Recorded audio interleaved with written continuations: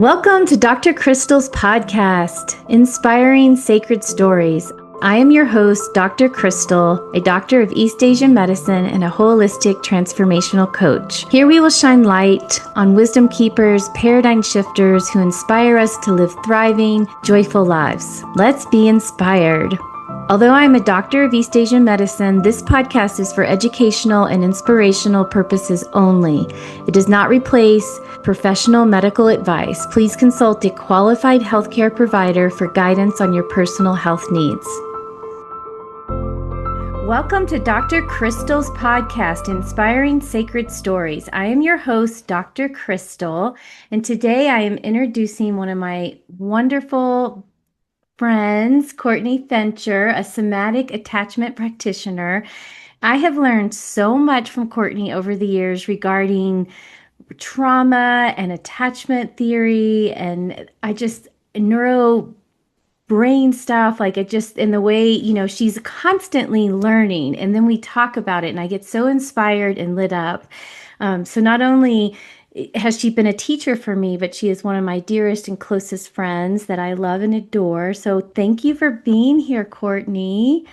My gosh, pinch me. This is so fun. It's really mutual, the learning and the inspiration. So thank you for having me. Yes, I'm so glad we get to do this thing called life together. This is about inspiring sacred stories. So what story would you like to share today? When I was thinking about it, there were like three big moments in life that were pivotal where something sort of overcame or overtook me in a way that was just really different than ordinary processing or thinking. And I think the most revelatory to me, because it was the first time I had what I would consider sort of a spiritual guidance, was in my decision to move to Asheville.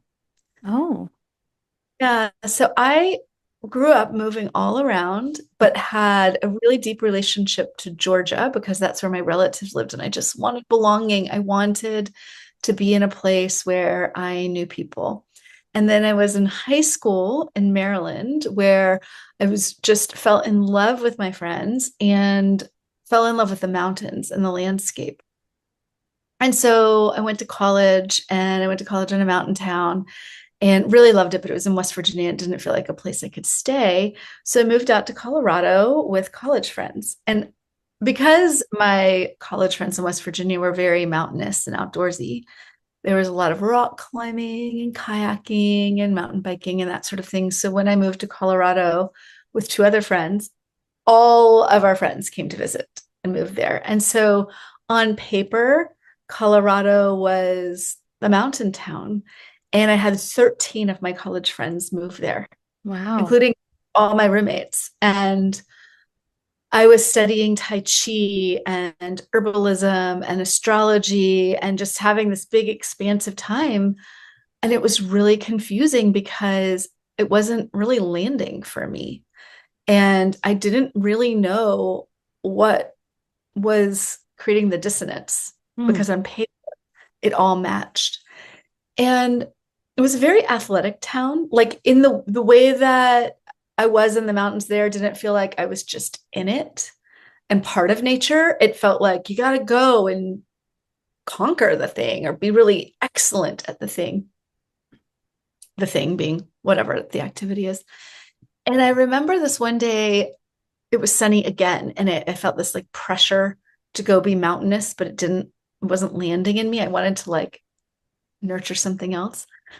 And it was like a voice that came through. Hmm.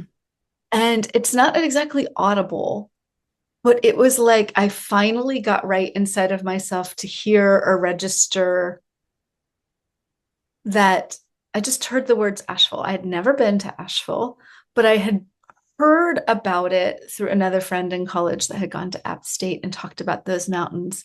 Hmm. And so I just journaled about it. I thought, oh my gosh, like, what would that look like?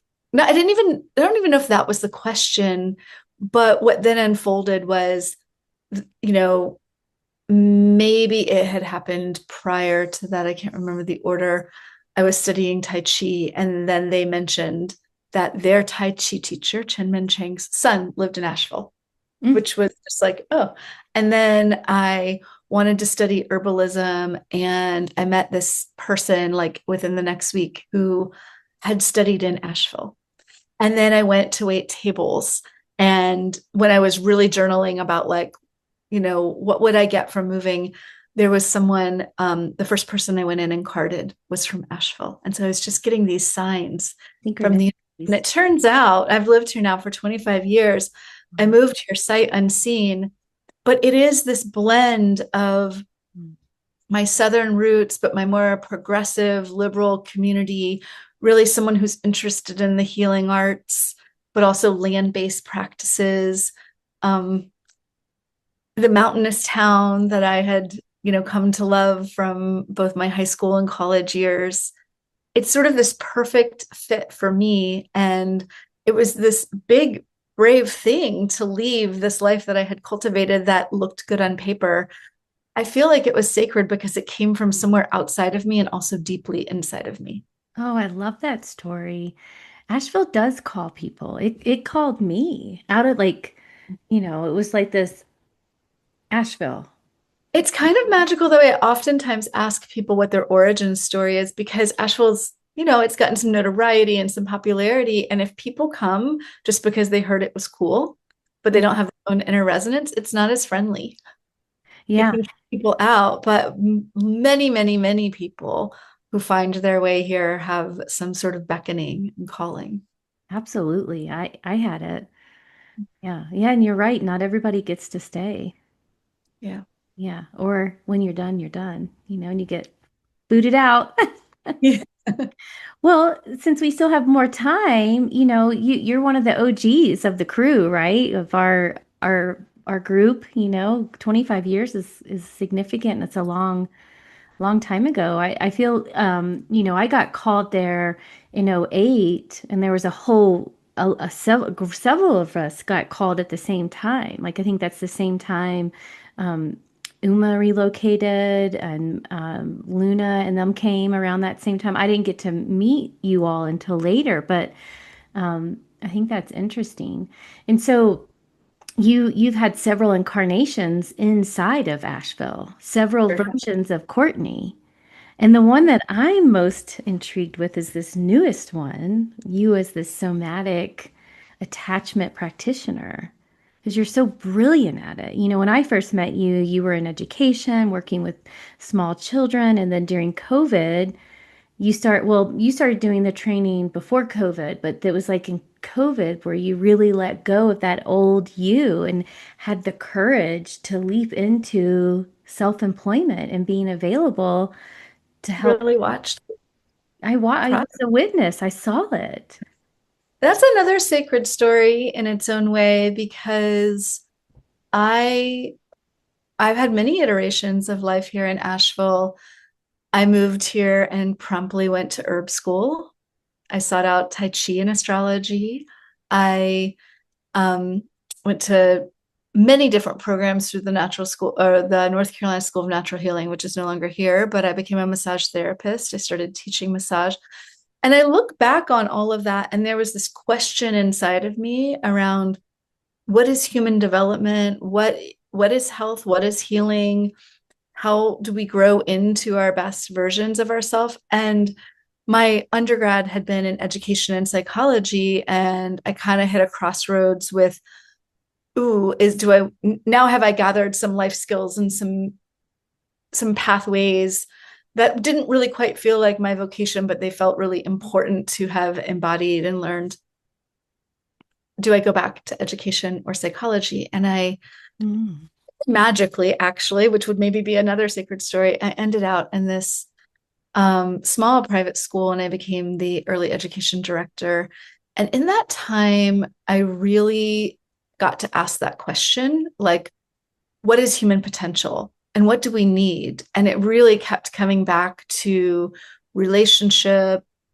I didn't know these words yet, but what is secure attachment? Mm. It really became the study of how do I even communicate what it is that I have learned and know to other teachers and parents, which led me on a journey to study the interpersonal neurobiology of how relationships impact our brain development and how attachment and creating secure attachment gives the best outcomes in life.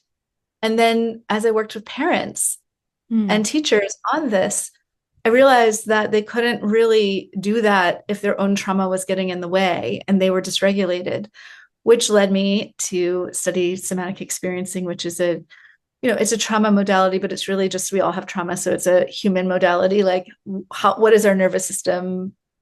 How is it processing? What is it needing to have happen? And in that process, I had so much of my life devoted to this program that I had developed. Mm. And it was where I thought I was building the rest of my life around. And then it started to crumble with COVID. And that was a really brave reinvention. But there was something inside of me that knew that this thread of working with adults, which had not been what I had been cultivating at all, actually really, if I tapped into my truest desire or calling, that was there, but it didn't make sense on paper outside of that. And when I think back, it's like this, the feeling of it was this huge departure from Uh-huh. what I had been doing. But now that it's more integrated, it feels like, oh, it's a continuation. As I just told you, it really makes sense. My whole history comes together doing this new work.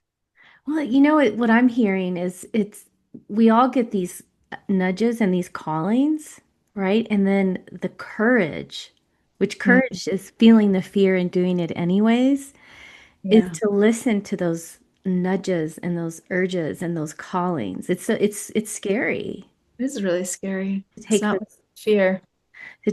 leaps. And then I witnessed you in that wobble of like, oh, I'm letting this go and I'm going here and am I going to have enough money? And like now it's like you're on this other side and my witnessing of you is like you did it and you're thriving and you're glowing and you are um doing amazing work supporting people. Like you have a wait list to sometimes a wait list for people to get in to see you. Like you really are in your dharma.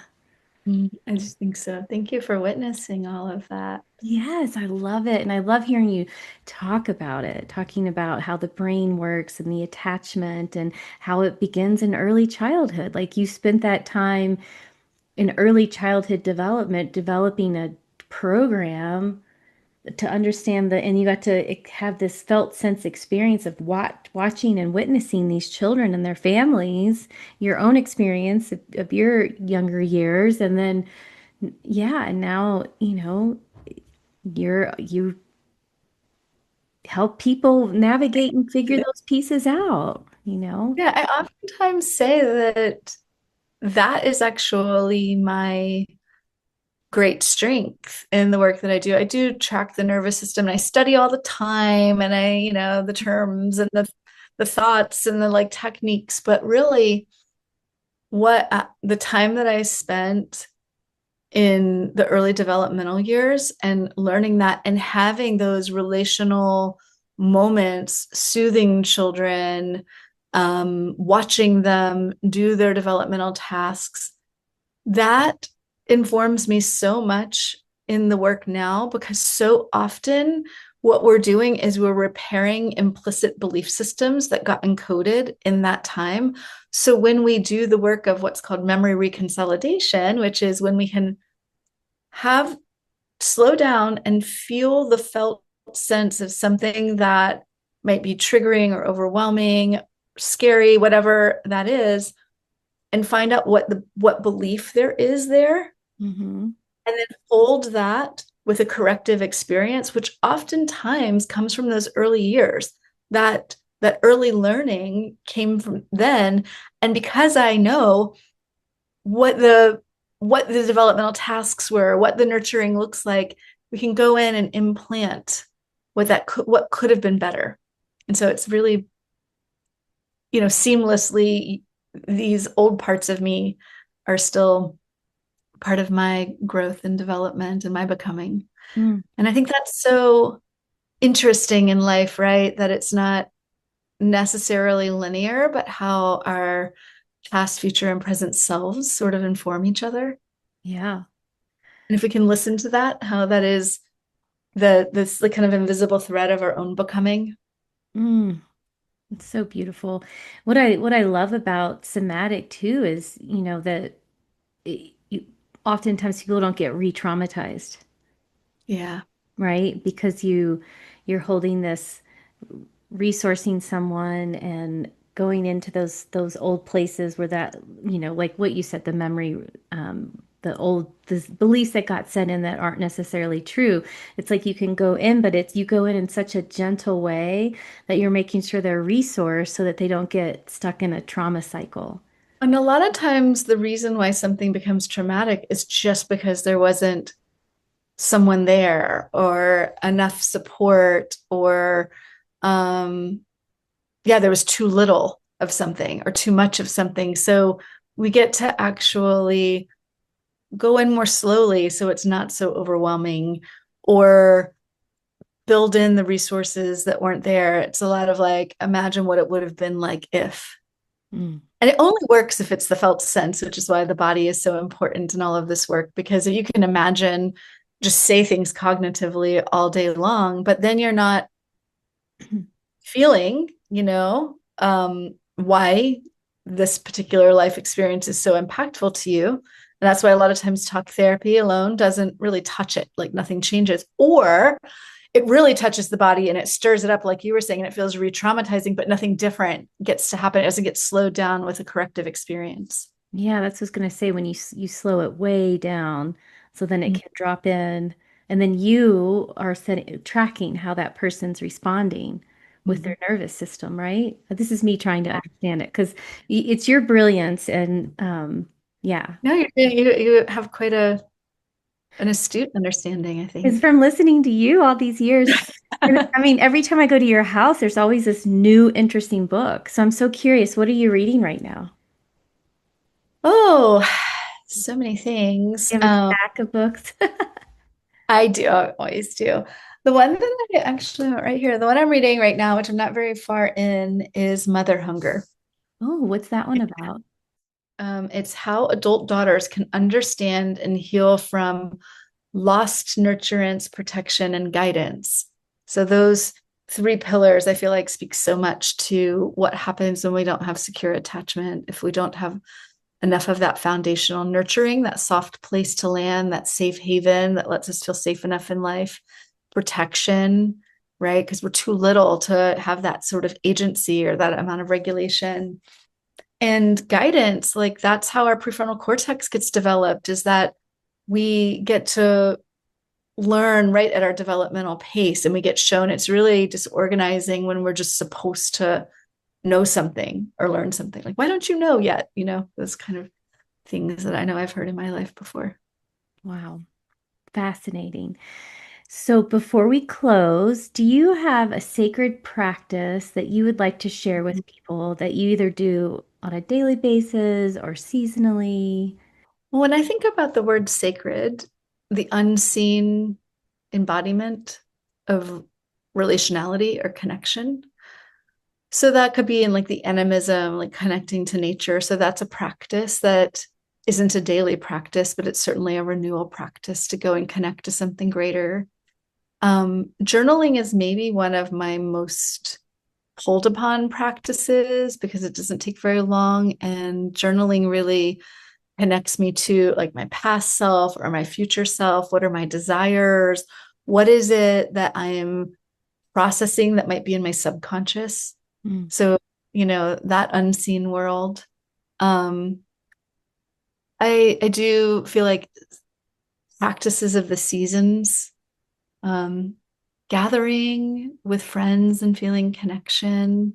mhm, They're all anything, I think anything can be sacred, right? Anything in this world can be sacred if it puts us more in touch with connection, belonging, safety, dignity, um, a sense of awe or compassion, mhm, gratitude. Yeah, those qualities feel really anything that gets us into our life force. mm. I love all of that. So how can people find you? My website is courtneyfincher.com. Awesome. Well, thank you so much, Courtney. Oh, you're so welcome. Thanks for having me, Crystal. This was lovely. Yes. Thank you for joining the Dr. Crystal podcast, Inspiring Sacred Stories. Remember to stay inspired and remember those sacred stories. Thank you for joining me on Dr. Crystal's podcast, Inspiring Sacred Stories. If today's episode lifted you up, I'd love if you shared it with a friend, subscribe, leave a comment. It helps more people discover these stories of light and transformation. And if you'd like to work with me more closely, head over to www.drcrystalkinnanen.com. And as a thank you for listening to the show, you'll receive $20 off your first session. Details are also in the show notes. Remember, in this time of rapid change and transformation, you are not alone.